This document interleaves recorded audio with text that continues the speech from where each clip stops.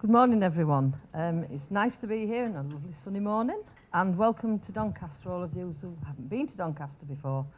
I'm not going to bore you with a load of figures, so that'll be nice, won't it? I will tell you, though, that Doncaster has a total uptake of over 12,000 children while we've been running the project in Doncaster, which is amazing. And that represents 30% of the overall UK figure, which is really good for us. And our children in Doncaster are not unlike any other children anywhere in Britain. We always say this about children across the England. You know, they're no different in London, they're no different in Doncaster. And I think they all need this kind of project to be able to get themselves in the place where they need to be to start school. One of the things that I wanted to do, I'm doing this off my sheet, but then I'm not going to read off my sheet in a minute. The outcomes, I think, are, really strong early reading skills. They're prepared better for school. We have a language gap and a literacy gap in Doncaster, and that is closing. And I think it's to do with this project as well as other projects that we run. And I think the handling of books, and I think the handling of books is really important. And the reason I'm saying this is I have 9 grandchildren, and 5 of them are under 5. So I think that is something that, all of you out there who have grandchildren or young children under 5 will understand. It's so difficult to get a child to appreciate a book when they're only small. But what I think is, it's the handling of books that's really good, because I'm an ex-teacher, and I hate seeing books ripped, and I hate seeing books on the floor and things like that. And I think because these books come with the children's names on them, I think that is so good, because they think it's mine. It doesn't belong to someone else. And I think it's amazing. My 5 grandchildren wait for their books. And one of them even texts me on a mum's phone when she gets a new book. So that tells you that, it is important that a lot of children across Doncaster and across Britain will appreciate this. I'd like to thank the team in Doncaster who run the Imagination Library section in the council, because I think they do a sterling job. And to get the amount of children that we've actually got on board, I think is fantastic, and I think they deserve a round of applause.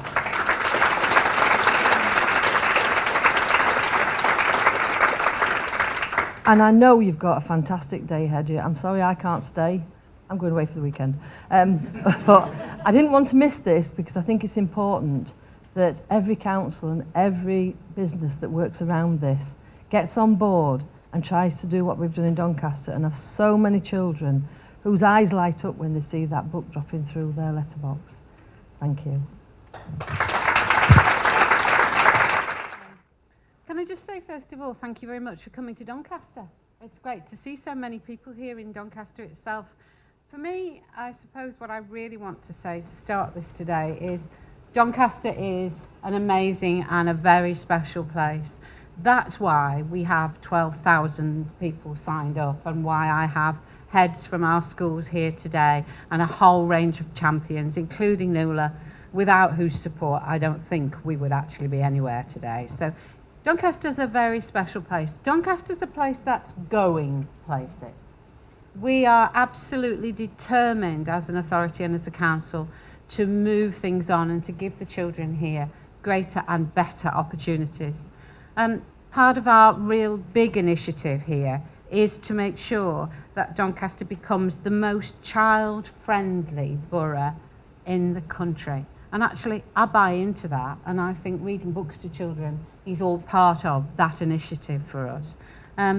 So, Growing Together in Doncaster was put in place because we needed a drive to do something different here for our children and our families.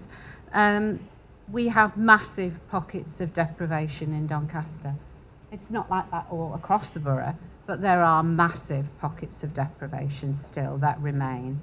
One of the girls who works for me said to me yesterday, I got married 6 months ago, and we bought a house, Steph, and I took my bookcase and I put it in the dining room, and my husband said to me, "What's that for?" And she said, "Well, it's where I keep my books." And he said, "But I've only got one book." And I said, "Are you serious?" And she said, "Yeah, he only had one book." So to the marriage that they brought, he brought one book. I'm pleased to say Amy bought hundreds of books, so I'm sure, And she now reads to him the Imagination Library books. 30, so he's catching up, but, you know. It is an area of massive low social mobility. Families here struggle to climb out of the situations that they find themselves in. This is Doncaster's moment to shine. That's what we call it. And we do hope that the Imagination Library, am I going to click? Oh, there we go. And I do hope that the Imagination Library is a very large part of that. As lead for it, that's where I'm going with it, and that's what I want for it. There are 4 areas to the Doncaster Growing Together, and one of those areas is Doncaster Learning. And I think, you know, all you sitting here probably need to see the background that brings the Imagination Library into what we're trying to do. The vision is that young people are prepared for a life that's fulfilling. And there's a massive belief here in Doncaster that being able to read for pleasure and for sheer joy is part of that. You know, that's the drive for us. That's why we're trying to do it. We want to change perceptions of reading. We want families to know that it's really, really good to say, turn the telly off, turn the Xbox off, get the rug out, let's sit on the settee and let's share that great book about a worm, shall we today? Let's have the worm book, you know. And we now have children who are coming to us in our schools and our daycare settings and our family hubs who are bringing the book that has come through the post to them and saying, did you get yours today? Can we read it? And actually, that's probably what we want, more than the outcomes for reading at the end of reception. We want children and their families to have joy in books. So it's part of a bigger plan for us, and it's part of our moment to shine. It's a big part of our moment to shine in Doncaster. So why the Imagination Library initially here in Doncaster? What brought it to us and what drove it? Mainly because our outcomes in speech, language and communication were really poor. Really, really, really poor 2 years ago, 3 years ago. Way below the national average. And we knew that our children weren't communicating well here. They weren't speaking clearly. Nobody was spending time talking to children. And I don't think there's a blame there. I think it's perhaps here we've lost that ability to just take a moment and talk to your child. We had a lovely incident, and I always have 1,000 anecdotes. It's my life, really, where a school sat with a child, sat with a book, new child, 3. Sit down, shall we read the book? Child gets the book, we sit down, he picks the book up and he looks at the teacher and he goes, what's he doing? Oh, it doesn't work. No, it's not an iPad, it's a book. Ooh. And we do have children who access IT before they access books. And to that little child, he had all the IT and equipment, but nobody ever actually sat down with him and opened the first page of a book. And that was a real revelation to lots of us here. So we knew our outcomes in reading and we knew our outcomes in communication and language weren't great. And we knew we needed to do something about it. And I'm eternally grateful for people like Nuala and our head teachers and our chair of schools forum who were brave enough to invest a considerable amount of money into the project on the back of wanting to improve those outcomes. We knew what Dolly wanted, exactly as Jeff said. We knew what Dolly wanted. We wanted good books for our children. We wanted real high quality literature. We wanted books that would make children laugh, like The Worm, Funny Bones, all of those books. And we wanted them to go into the homes of families, because for us this is about parents as well as those children receiving the books. Some of the most beautiful stories we have are around the around children who wait at the door for it to come through. And like Nuala said, you know, there is a lot of, I see nothing wrong with that at all. We still get texts saying, great book, books arrived today. You know, children are learning to write in an unusual and different kind of way by texting, aren't they? You know, families ring me up and say, my neighbour's had his book, I haven't had mine. And you think, well, I'm not sure what the answer to that is, but it'll be coming soon. It's like your name's on my list. Parents often ring me up and say, where is my book and what's the next one? So I have to always have the list with me. Dolly especially wanted the programmes to be for all children, regardless of their income. And I actually think that's part of the drive here in Doncaster. We know we've got areas of deprivation, and we know we've got issues, but we do want all children to have that love of reading. So it's very, very important to us. I think some of what happens here in Doncaster, it made me think about what Jeff said, resonates with Dolly's experience. You know, this is partly a mining community in its time, and what Dolly talks about with her own father, I think resonates with families here. So there is that lovely link as well, which I hadn't thought about. So where did it begin? So this is our take-up currently, and this is what it looks like in Doncaster. We're very proud of having that number of children and families who register. Our story began in September 2015 when the funding was approved. By early 2016, we were just about ready to press the button and to start. You have to make sure you signed all the agreements. You have to make sure you've done all the publicity. Our banners are over there. You have to make sure you've decided that your families can ring you and sign up, because some of our families aren't literate enough to fill a form in, are they? It's just something they won't do. They won't and can't do that. So they can ring us. They can complete a form, or they can go online. And it took us a while to set that up. And one day in March time in 2016, we thought we were ready. We thought we were just about ready to test our Facebook page, test our website, and switch it off. So I said to Amy, the lady whose husband only has one book, press the button, Amy, and let's see if it works today.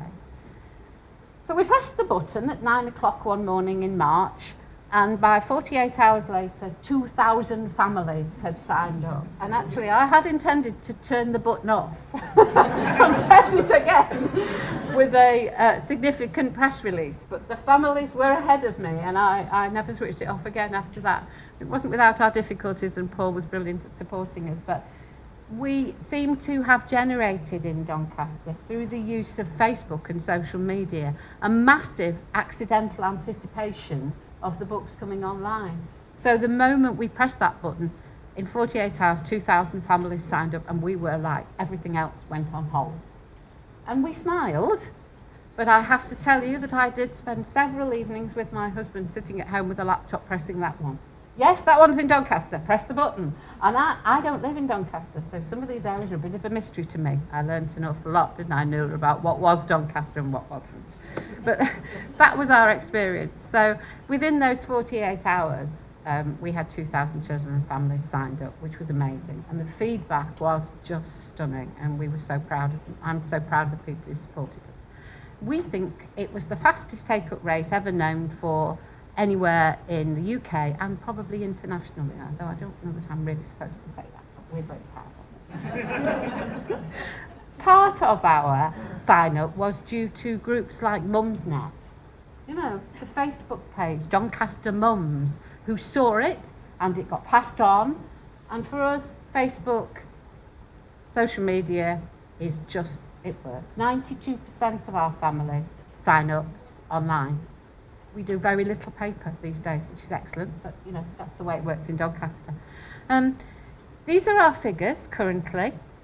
We have enormous buy-in to get to this place.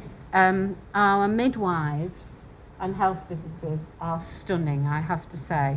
Those of you who are in England and know what the Red Book is, when babies are born, the Imagination Library paperwork goes out with the Red Book and families sign up.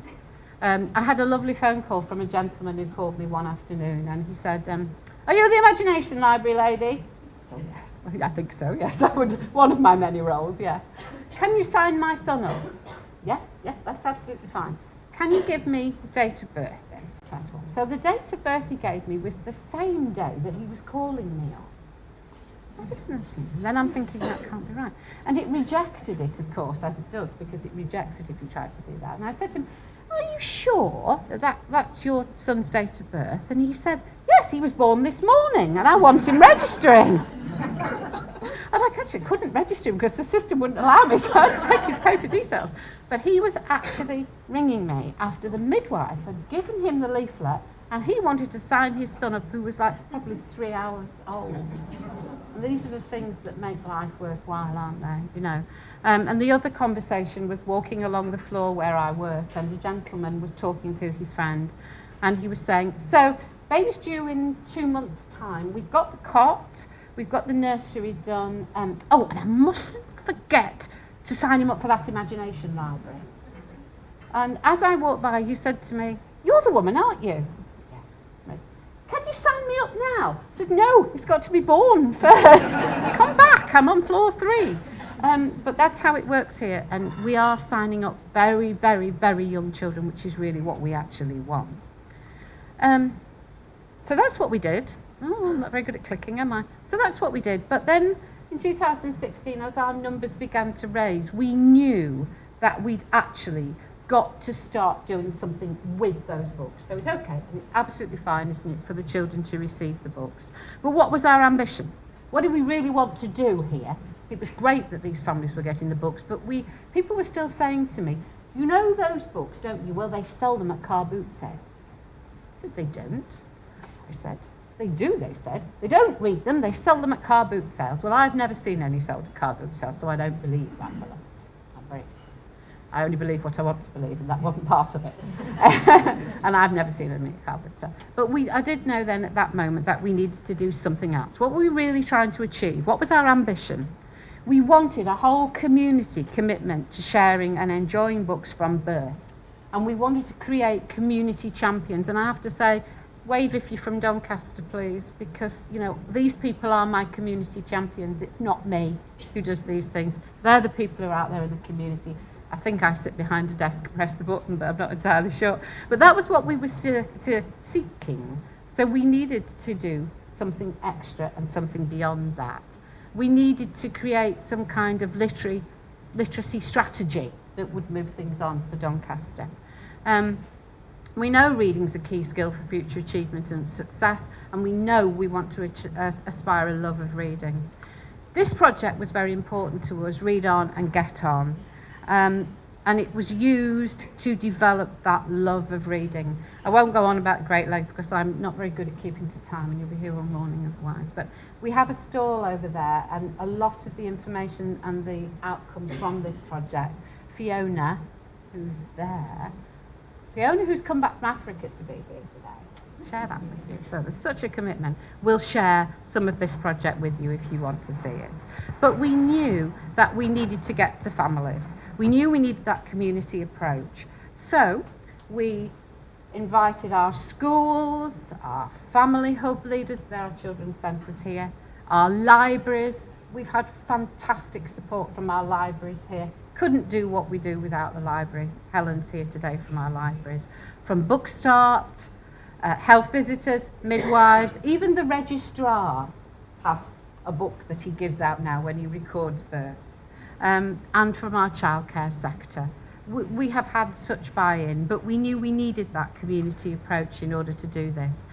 A little while ago, in preparation for this conference, we asked the parents whose names we have on the book order scheme, what difference has the Imagination Library made to them? And when you think, well, we have 12,000 families, we had considerable feedback, more than you would expect to have, to a survey monkey. And the survey monkey asked them, did they feel more positive about reading now? 75% of our families are now more positive about books and reading of those who responded. And for me, that's just stunning. I'm just amazed. We know that 83% of the adults who responded now read to their children 5 or 6 times a week. And that's risen from 49%. So we know those books are out there, and we know that they're making a difference. We know that the number who read every day to their children, or with their children now, has gone from 33 to 69%. So we do know that we have some hard data that's telling us it's working. We also had some absolutely amazing written responses that came back. So I had a lady who wrote and said, I just wanted to say how wonderful the Imagination Library is for my son. He's only 18 months old, but he gets excited whenever he sees a book come through the door. I don't want anything else, I want children to be excited about books. And the lady who just wrote, bloody great. I'll go for that. I think that's brilliant. I'll go for bloody graves. Yeah. Yes, well it is, isn't it? Yes, or the lady in the family hub who just refers to me as, oi, you, the woman with the books, I want to register my child. And we did. That's all we can ask, isn't it, really? You know. So we're really, really pleased with the outcomes that we have. But the messages needed to go to our parents as well as to our children, because it doesn't really matter whether the book goes through the door with their name on if nobody does anything with it. So here we were very keen that we launched it as part of a literacy project. We wanted to make sure that we ran family sessions within our children's centres, our family hubs. We wanted to make sure that parents took on really clear messages about reading. We wanted them to take time out. It's a big message here. Take time out. Whether you do it in bed, you know, all those things that my parents did for me instinctively that I don't know that we see anymore these days necessarily. I've got hundreds of pictures of babies reading plastic books in the bath. Well, actually, I don't mind where they read, as long as they read. That's really good. Absolutely brilliant. We wanted children to be able to read any time, any place, and again and again. Always keep a book in your bag. And I've seen that. I've seen in doctors' waiting rooms. I've seen waiting for the registrar in our offices. Ladies fish a very small one of the often the Peter Rabbit book, because it's a handy size, out of their bags. And actually, I don't want, again, it's just amazing. I watched a family waiting to register a new baby's birth in our offices where the registrar is. And she fished a book out of her bag and just to calm this little group of children started to read a story. For me, that's what I want to see in Doncaster. We wanted people to listen to their children. Listening and speaking and communicating were, not anymore, but 3 or 4 years ago, they were a massive issue in Doncaster. Children didn't communicate. They didn't speak, and I don't think they were listened to. Our outcomes for speech, language and communication now are above the national average. We've not got it quite in literacy, we're working on it, not got it quite in reading, but we're going there. But our speech, language and communication outcomes are amazing, above the national average. I didn't think we would ever get there. But it's about listening to children, giving them the opportunity to talk for us. And we wanted it to be fun. We want more worm stories, please, so we can smile. Yeah, everybody's going, oh, it's the worm man here. Yes, the worm man's here. We want children to enjoy literature and we want it to be fun. So what we did is we started an initiative, which is still going. We listened to our colleagues in North Lincolnshire, for whom we are very grateful for sharing your expertise. You helped us lead sessions and got us on the right road, which was incredible. And we started to engage families. We started to draw families into key places across the borough. So we have book chatter sessions running in our family hubs. We have bedtime sessions. The number of schools I've seen with children going to bedtime sessions at sort of 3:30 at night, all dressed in their pyjamas with their parents and their accompanying Peter Rabbit, going to story sessions, which is really lovely. We've had picnics, we've had World Book Days, we've had book awards, etc. So we've had a really exciting time. A few pictures of the things that we've done. So displays to share information and book ideas. This is one of our daycare settings. We see this everywhere. This is one of our family hubs where I have to say they've made tremendous changes to their environments and their displays, including creating book areas in what are not always buildings that are suitably designed for families to read. This is from our family hubs. These ladies are here today. I click in the right place. And the same with Bentley Family Hub. These ladies are here today. Jane's here today. One of my favourite places to go, Bentley Family Hub. I love the sessions. This is where a lady with twins says to me, "Oi, you."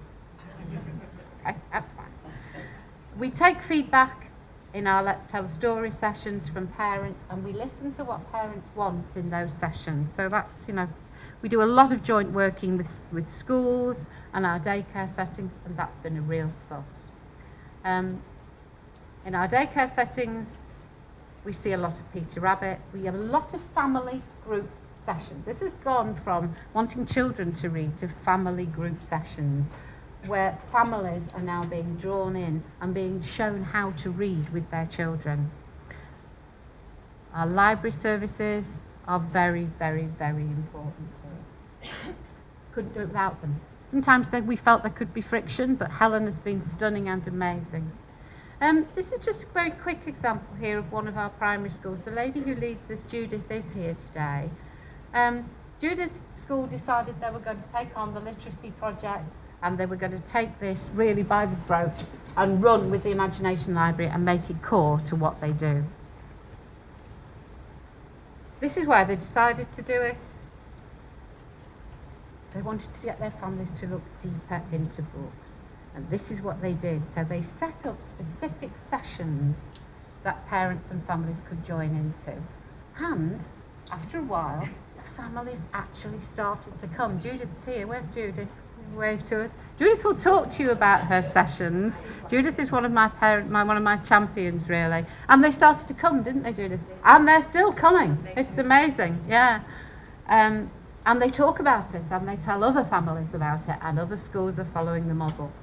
And we have some amazing quotes from them.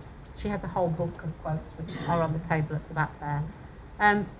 The reading morning is needed in every school, and we're working on that. It helps us parents find new ways at home to help our children learn with fun. And those quotes from parents that Judith has kept as a case study are just amazing. What I really liked about this one, though, was Judith's comment, which I have put in.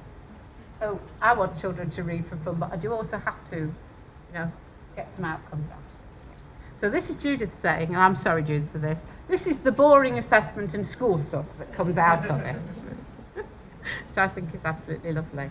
So outcomes in Judith's school have improved as a result of the Imagination Library, and I won't read those percentages to you, but that's the journey. This is what makes me smile, though. This is Judith. This, for me, encapsulates it all. Judith said, "Not bad going for one little rabbit, is it?" That's where it started, Peter Rabbit in Doncaster, and Peter Rabbit is really, really, really important to us. So not bad going for one little rabbit. Some comments from, we keep comments from children. Had lots of comments from children. A lovely one, child and parent had shared Funny Bones, and the child said to me, "Do you know, my mum read that book as well." No, not today. She read it when she was little. Amazing. Funny Bones. It's been out, well, I remember Funny Bones for when I was a teacher. In Doncaster, for us, I suppose I just wanted to say lukewarm isn't enough. We're getting there. We're not there yet. We're getting there. We want more out of this, and there is so much more yet to come for us. We are so excited by it, and I'm grateful for the people who are all here today supporting it. If we've got time, this two little boys here, if we could just show this clip if it will work. These two little boys, I hope it will. These two little boys, this is William and Micah. And it's called The Tale of Peter Rabbit. So, we're going to open it. It just came from the post just now. And now I'm opening it. And Michael looks a bit excited, I think. I can't really see him. Peter Rabbit. I haven't started yet. Sorry, babies. Yeah. There. Once upon a time, Peter never stopped running or looked behind him till he got home.